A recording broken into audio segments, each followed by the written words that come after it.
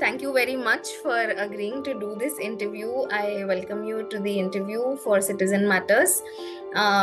Just to give you a quick introduction about myself, I'm Prachi Pingle. I'm consulting editor with Citizen Matters, and I handle the Mumbai chapter. I welcome you, Rishi Aggarwal. You're the founder of Mumbai Sustainability Centre and the Walking Project. You have been an environmental activist for the longest time. Just to we'll get you started immediately. How did the idea of book come to you? You've also tweeted that it has been delayed for a couple of years. So, what took you so long to do the book? And yes, tell me all about the idea behind doing this book. So I think the idea for the book emerged at a very tumultuous time, and at a time when I was kind of very deeply upset and angry with a lot of things. And in a sense, it was a combination of all kind of bad emotions: tired, angry, bitter, and we had already been seeing kind of a lot of agitation around RA that time. But like I'm capturing in my book that by the time I jumped into RA, which is also I'm covering two time frames. One is the pre 2015 and post 2015. And a lot of people don't really know that in the pre 2015 we had already secured two big victories for RA, which went completely unnoticed. One was the GMLR Goregaon Malur Link Road, 2,500 sorry, 2,500 trees which were saved. And then the first time we stopped work on car shed was Feb 2015. So both of these times the movement was not really world famous kind of a thing. And by the time it became kind of, so to say, world famous 2017-18, I was already very clear that the matter is fait accompli. These are the exact words which I've used in April 2018 and then later in 2019, that the agitation should not be continued any more longer, because I felt that we were embarrassing the environmental side. And also, I'm taking a much longer time frame. I'm looking at it, say, from the Bandra-Valli Sea Link, when there was an agitation long back. There was almost 30 acres of reclamation in the Mahim Bay. Yes, Girish Raut and so I many others, remember all of that. us, Yes. there was a huge agitation about it, and ultimately nothing came of it. And the Bandra-Valli Sea Link went ahead. And so I think as environmental activists, for us, it is very important to know when we should stop, Mm. and when we should fight, and we should, more importantly, know when we should stop. Because Mm. when we don't stop in time, and this is my whole opinion, which I'm sharing in the book, that it becomes an embarrassment.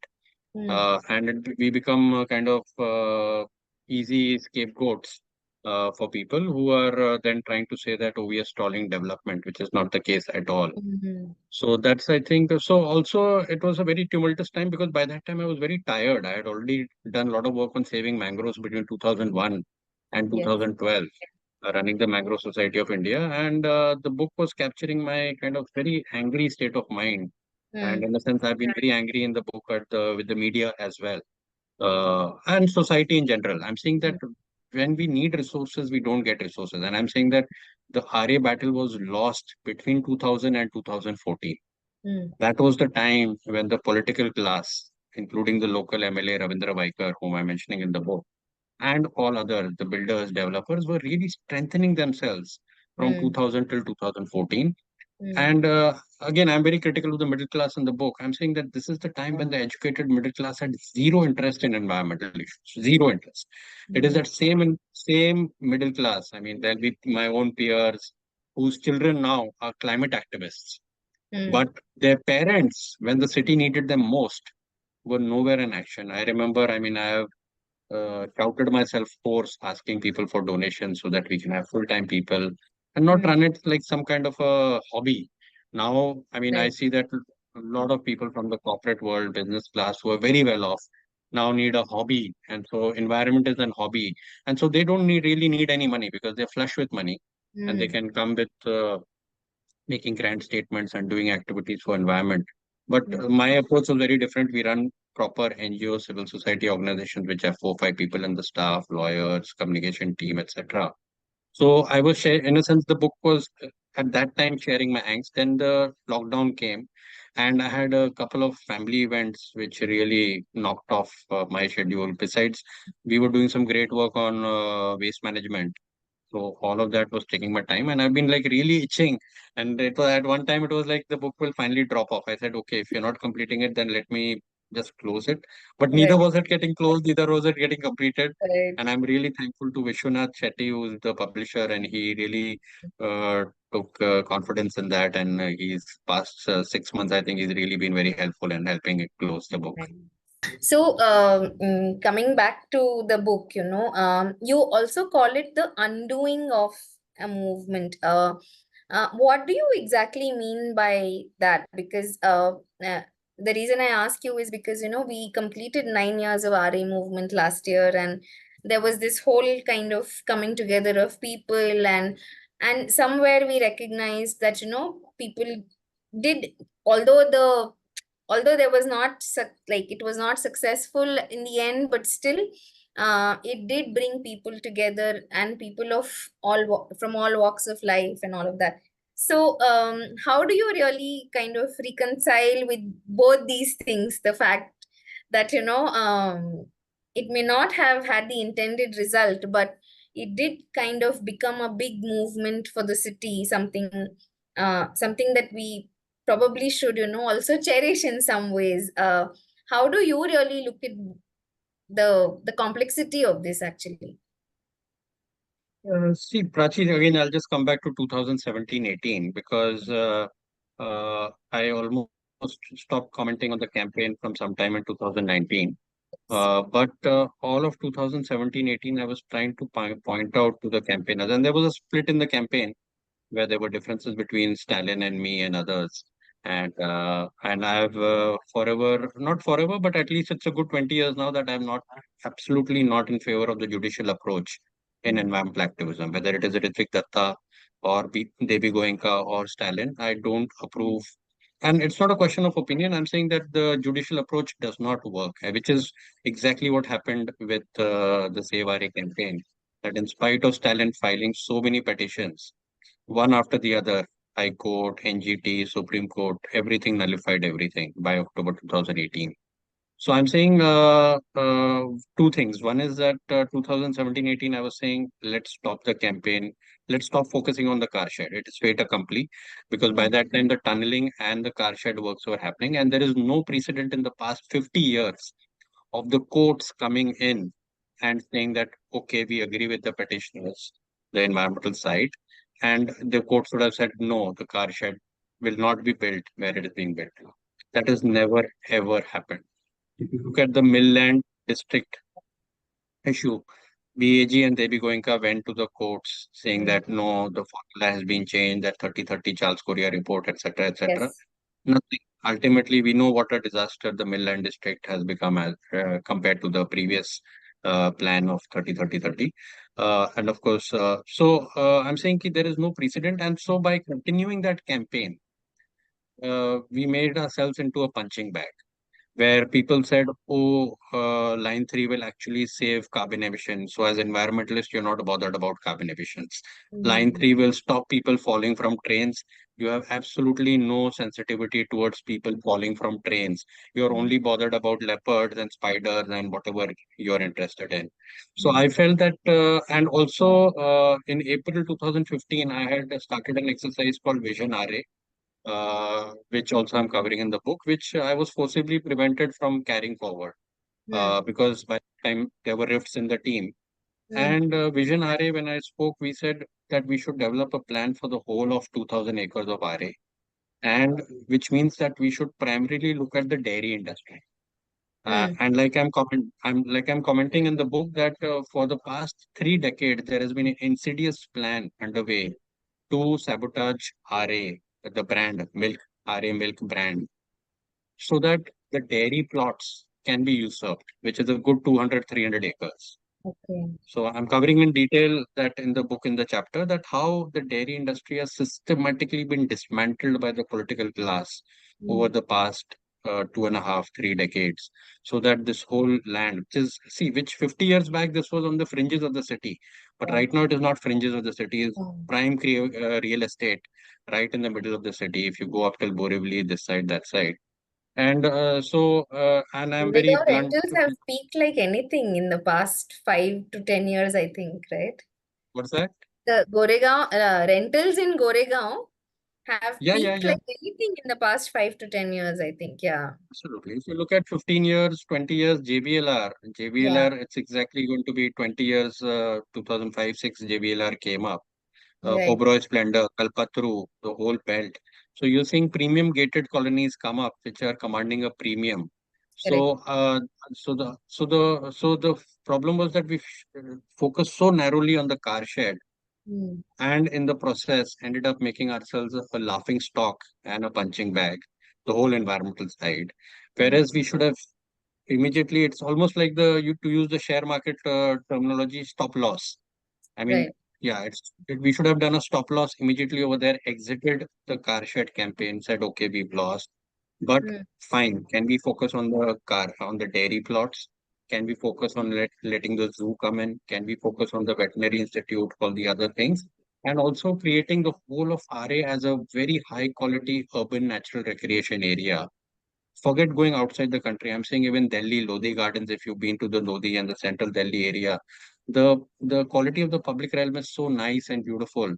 RA Mm. is nothing compared to that. Waste management is another area I've covered. That waste Mm. management is so terrible in RA Mm. that I mean, at least for somebody like me who's very sensitive to environmental issues, I cannot take a walk or run in RA without continuously noticing यहाँ पे कचरा है, वहाँ पे कचरा है, this litter, that litter. So we should have immediately changed the context, broadened the ambit, but by narrowly focusing, we undid a campaign. So that is why the undoing of an environmental Mm. campaign, and in the sense, we made Ashwini Bhide and everybody at MMRDA look like saviors for the city, and gave them Mm. disproportionately more popularity, I feel, because all said and done, I am opposed to the car shed where it is located. Mm. But I think for in the environmental movement, we should know when to accept defeat and say that, okay, fine, we've lost it, and gracefully exit and shift the fight and to a bigger thing. Do you think that, often in many environmental movements or fights, this is constantly pitted against each other, the whole development versus environment debate, I mean, how do you address that? One with policymakers, one with elected representatives, and two with people, especially the younger people, because I often hear this from people who are not deeply into studying of all these issues, and they're very quick to come forward and say that should we not have development sort of a thing. So how does one really address it in a way that that is accessible to younger people, urban people, middle class? Should we even try? What do you think? No, I mean, some of us have been trying that for such a long time, right? In Yes, fact, by now I'm yes. almost retired from activism. I don't do the kind of work I used to do 10 You years don't want back, to 20 talk years back. anymore to anybody. Huh? You don't want to speak to anybody anymore. It's like I don't want to. I mean, and frankly speaking, now there are so many more people speaking, right? Look at the temperatures across the country. We are touching 50. Why should we, any one of us, whether me or Mr. Pathak or anybody, have to speak anything right now? Let the people decide, right? 1.4 billion people have to decide whether environment is of any consequence in their life or not. I mean, in fact, the whole RA discussion should now only be focused on its cooling properties. Right. RA is a distinct 5 to 6 degree lower temperature than the rest of the city. Even if you're at KVLR, it is baking hot in the concrete, and you just shift half a kilometer inside into RA and the temperature, and every time the breeze blows, it's like a natural air conditioner, right? You're not running it on electricity. The moment the breeze flows, the cooled air flushes into Yogeshwari, Goregaon, Andheri, and helps bring down the temperature. So I think even 20 years back, we used to talk urban heat island effect, carrying capacity of the city, all of that. But those have all kind of, in a sense, lost relevance, primarily because, and like I keep pointing out in the book, that the middle class has never placed any importance on these issues at all. In the past, especially post-liberalization 91, uh, middle class has just been looking at mainstream corporate jobs, business, lifestyle. We had no car at all, from no car to four cars per family, from staying in 500, 700 square feet flats to staying in 3,000 square feet flats. So the race to wealth and means that we are being perfectly okay with sacrificing long-term goals.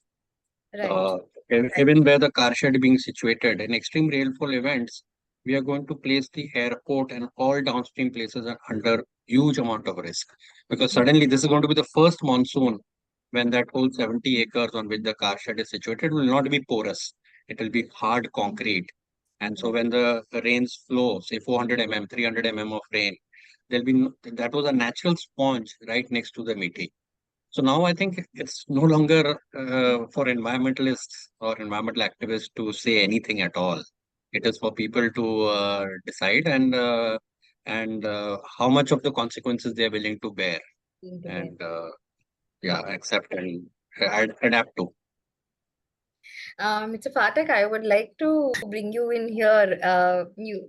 What is your take on whatever Rishi has been saying, and also has mentioned in the book, in terms of how much far and like this far and no further approach to environmental activism. Also, the very crux of the matter here, that I don't think Mumbai or any other city is getting any better in terms of climate change, in terms of extreme weather events, extreme heat. um so one is, what do you find in the book that is extremely important and significant for us to understand from the movement? And second, given the current situation the whole world is in, I mean, we keep seeing the maps where the everything is red, right? Everything is 40 plus, 50 plus degrees. um how do we really approach environmental activism? I think the book is extremely important because it is the story of a fighter, and a lone fighter finally. And why is it so? And he has kind of painted a very large canvas Hmm. of different types of actors, different types of institutions, how they play the things, etc., etc. And also that he had an exposure, side kind of inside exposure to many institutions, starting with Bombay First, which is a industry-led institution, to Observer Research Foundation, his own NGO, or BNHS, and the kind of scientifically oriented institutions and how they behave. Uh, Plus, of course, the whole media, the print and the television, how they operate, and it makes a very interesting reading, and it's a well-rounded reading. It's not focused on one single dimension. Right. But what is problematic is that when a problem is perceived, people try to find legal solutions to it, and that is what has happened with the environmental issue as well. When environmental problems became prominent, we had the Environment Act and the whole procedure that is laid down in that act in terms of getting the environment clearance, the whole mechanism of environmental impact assessments before projects are done, etc. Once you have that formal system, they are also then professionals who know how to get around those processes. Hmm? Right. To give you an example, in Mumbai, there are municipal architects. They are not design architects. Huh? They know how to get the permission. So once you create that mechanism, you also have these professionals who can manage to get around those things. And his criticism of judicial procedures is also right, because the role of the judiciary to find out whether the law and the rules have been followed or not, and not whether you are asking for the sanity in your approach. And that is true not only of textile mills or the rented buildings, or now the latest one is the BDD halls. Yeah. All have faced this kind of a problem, because you can't expect judiciary to bring in sanity in your approach to development, because that is not the job of judiciary. That is the job of the professionals to conceive the projects, and also the political leadership which approves those kind of approaches. That is one aspect. The other very important thing that the book brings out is the vision for Aarey, the entire Aarey. Because one of the problems with Aarey has been that it was designated as a no development zone in the development plan. But if you read, people get a feeling that no development zone means no development. That is not the case. You read the development control regulation, there are at least 50 things which are listed which can be permitted in no development zone. That gives a handle to people to carve out land for all kinds of purposes. Right. So if you see the history, then the today what is known as Bimbisar Nagar, there was a transit camp for collapsing buildings. That has Yes. now turned into a Bimbisar Nagar. By the side of that, there is a big SRF component, State Reserve Police. Then so many such small, IGIDR, the Nagari Nivara Hut, or even Film City, they all belong to the same ecosystem of Aarey, and they have been just carved out from the ages for all kinds of purposes. Yes. So, what was proposed in the development plan with which I was associated is to do away with this business of no development zone. Designate whatever that 2,000 acres of land very specifically. And then we had proposed that 60% of that 2,000 acres should be designated as park. So other than park, no activities will be permitted. And park does not mean Shivaji Park, where there are hardly any trees. It's a playground. So not of that kind, but a more of a urban forest. Forest, kind yeah. of. So that could have been done, but even that has not been accepted. So that is the sort of quick reaction to what you were asking. Right, right. No, also I'd like both you and Rishi to come in on this, that, when you say that judiciary is not the place where we should approach for solutions all the time, or interventions all the time. How should we really, I mean, literally as a, in Greta's language, toolkit, but how should we really approach uh, environmental issues that we face today? How should civilians get involved? What should be the way forward? And because we look at judiciary very easily as an authority that can stop the political class and the government, right? I mean, we don't know how else anyone can stop them.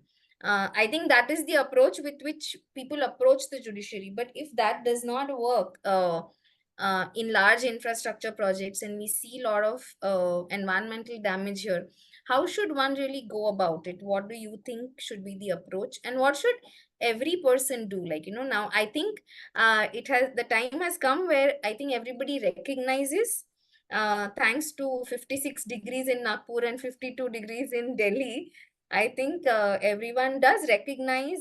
We've had AQI in Mumbai has been discussed, I think, endlessly this time in the past winter. So I think there is larger awareness of importance of green lungs and all of that. So how should people really get involved? What should they do and what should they not do? Like, how do we really, how do we bring everyone along with us? Should I go first? I think the judiciary does have a role, but the problem is what Rishi calls in his book, the establishment. Now, the establishment is not so dumb that they will brazenly violate the regulations. Yeah.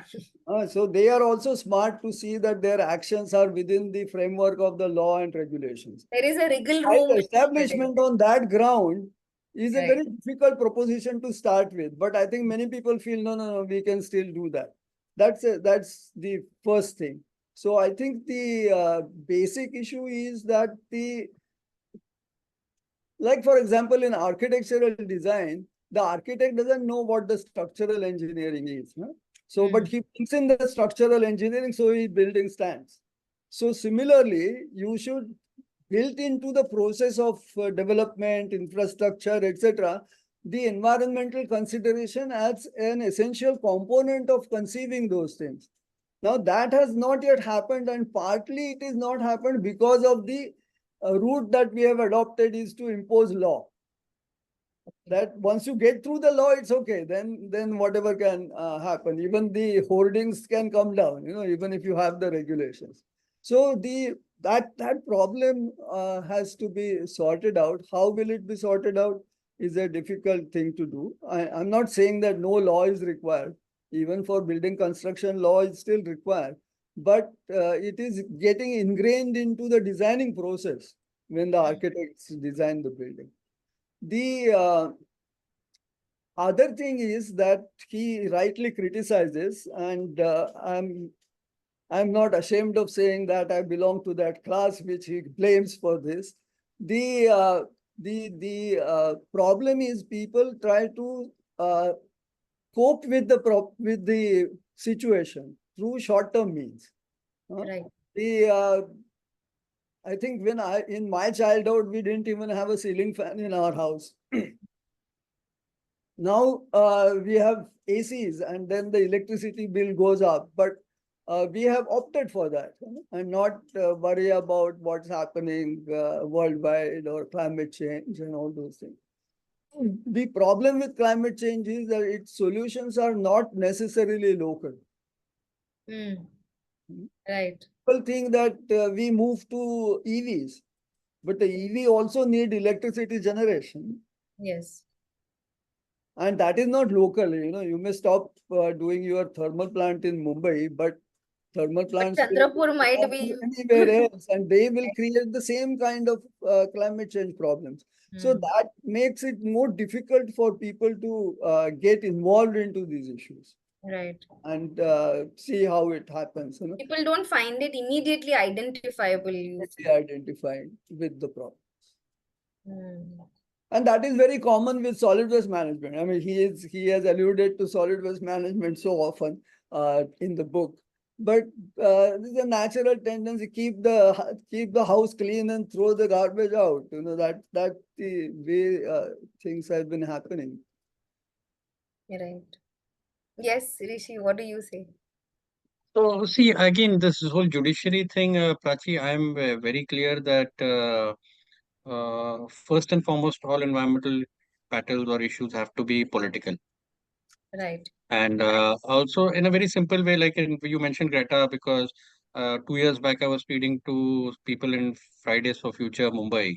And all that I invited them was that there are 227 councillor wards. In fact, this was just before, we've not had elections since more than 2 years now. Yeah. But this was a conversation which I was having just before the elections. I said, in 227 councillor wards, if you can have 10 people who are speaking about climate change to their councillors, then it makes sense. Which means that 227 into 10, 2000, at least 2,500 people. I said, if you're not able to get 2,500 people to speak to their councillors on climate change, then what's the point in just shouting and standing with banners and doing protests? Because also in the book, I mentioned that April in 2017, when the municipal elections took place, we were so involved with the judicial process, whereas we should have been involved with the political process. And at least in the Goregaon, Andheri, Jogeshwari belt, which is the immediate beneficiaries of Aarey. Forget people in Malabar Hill or in Borivali, who might never see Aarey also. But at least people staying in Oshiwara, Ram Mandir, Gokuldham, Bimbisar Nagar, they should have pointed out to their councillors that if you don't work towards saving RA, and like Mr. Phatak was saying, carry out the necessary changes, maybe make 60% as a park designated instead of this NDZ thing, which is open to interpretation and has loopholes.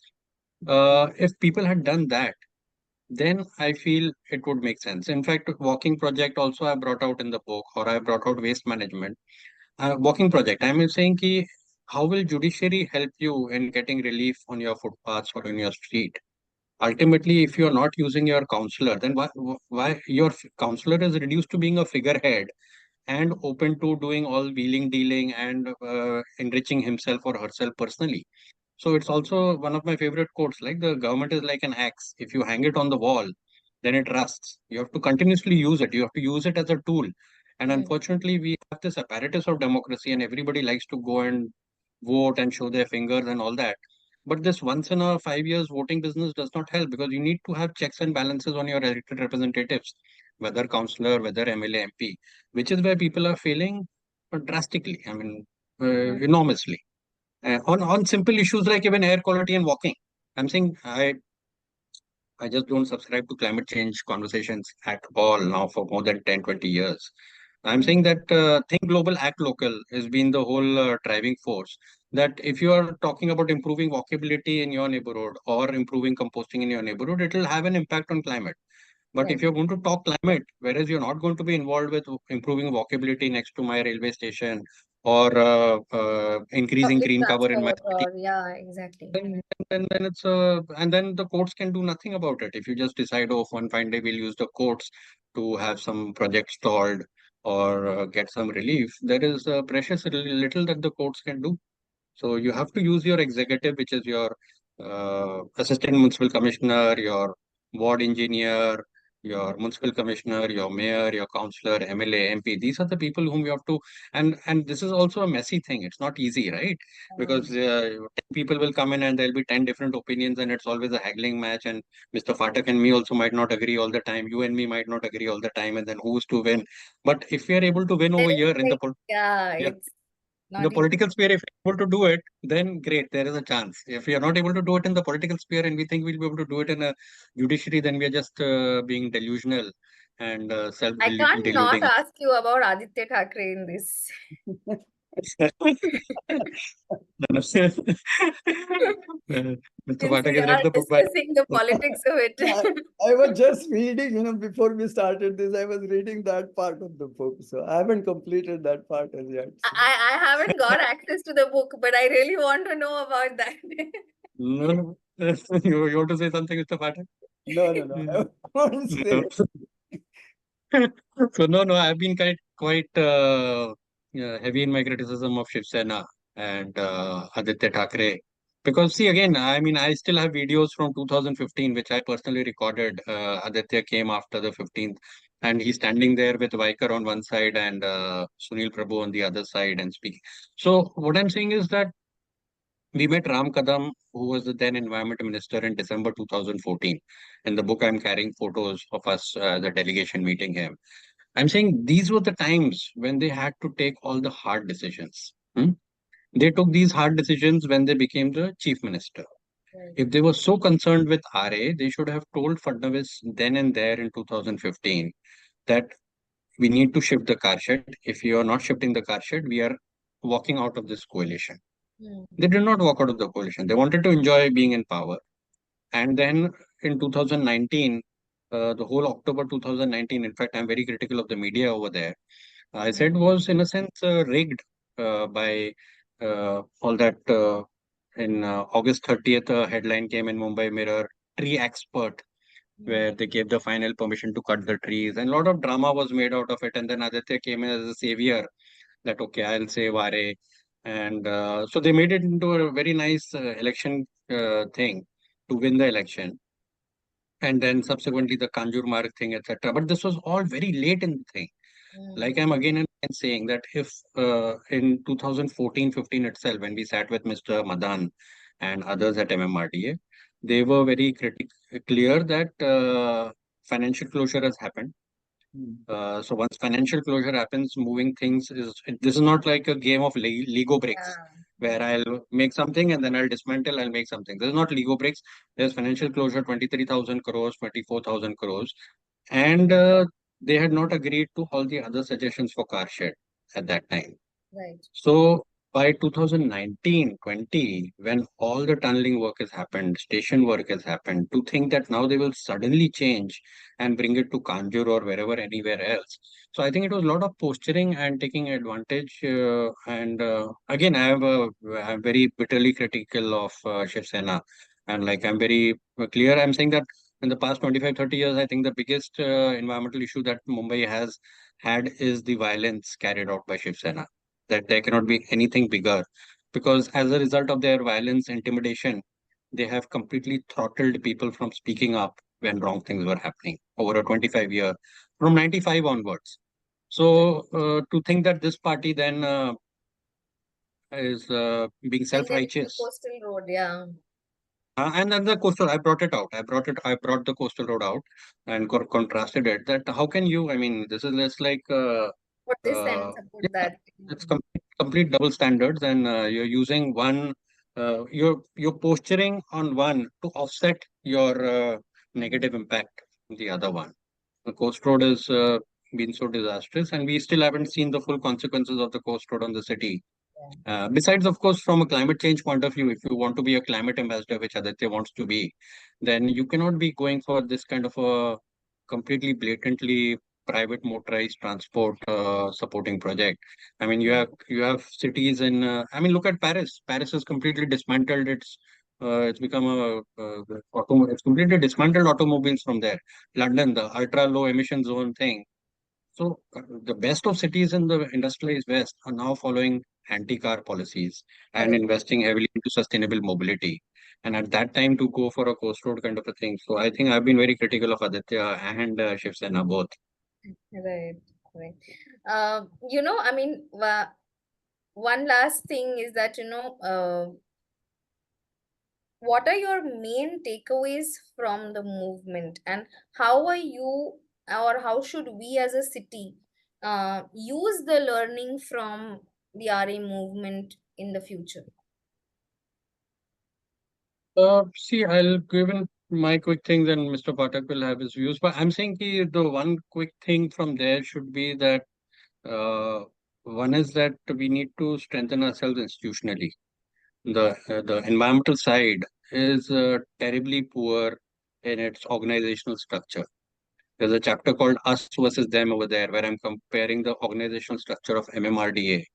And I've known everybody almost on the MMRDA side since 20 years, my Bombay First days, Ramanna, Vijay Lakshmi, P.R.K. Murthy, and Mrs. Bhide also in another earlier role. So they are a very well structured organization which moves like a phalanx. Hmm. Whereas in the environmental sector, like I've been very critical of Zoru Vatena and others. I'm saying these people just come in at a very late stage. They have no regard for work done in the past and can actually end up doing more damage to the whole environmental movement as such. So you cannot have these flat hierarchy. Everybody is equal. And also we don't have any funding in our movements at all. So I think, and also the political thing, that instead of judiciary, get political, involve yourself with the political class. So I think for me, this is the big thing. And also, when you lose, then lose gracefully and exit. I think Hmm. RA was a lost thing in 2018 itself. By continuing longer, we we lost, but then we exited in a very ungraceful manner. So we should be mindful of that. Yes, Mr. Pathak.